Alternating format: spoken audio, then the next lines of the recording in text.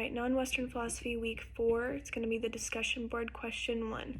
Can you give examples of non-physical forms of violence? So there's a multitude of non-physical forms of violence, but a lot of this in modern day non-physical forms of violence could be considered telephone harassment, stalking, slander, any type of control, narcissism, intimidation. So basically this is verbal violence, so it's going to be non-physical without touching a subject, however using ways to emotionally injure. So this is going to be intangible violence, however it's usually controlled emotionally and targeted in the mind. So question 2 says, what effects does violence have on the victim? So violence plays a very large role when it comes to an effect on a victim. However, it's varying depending upon who is the violator and who is being violated through violence. Many people react in different ways when this comes to certain types of violence, especially when it's physical violence.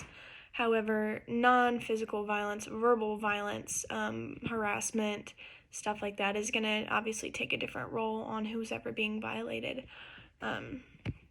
So we're going to go to question 3. Does Jainism take ahimsa too far? So however, Jain nonviolence is hurting no living thing in any possible way. So our version of nonviolence is like harassment, like I stated initially. But for the Jains, they even go to the extreme of vegetarianism, so striving to avoid harming any living thing in any way possible. So to the Jains, this is considered ahimsa. Ahimsa is extremely strict ideology of never causing harm by having respect for all living things and the avoidance of violence on others.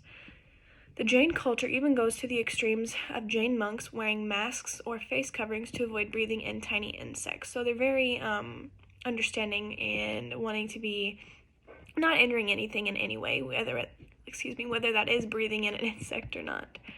So in personal belief, I believe the Jains obviously take ahimsa way too far. Life is created to die. That's what I have to say. Animals are put on earth to die, from my point of view. They're put on earth to be eaten.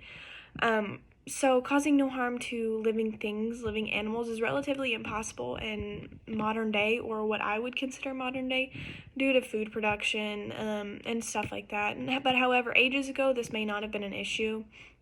But from a personal standpoint, ahimsa is definitely overboard when it comes to Jainism, but it could be understood from a religious and philosophical point of view.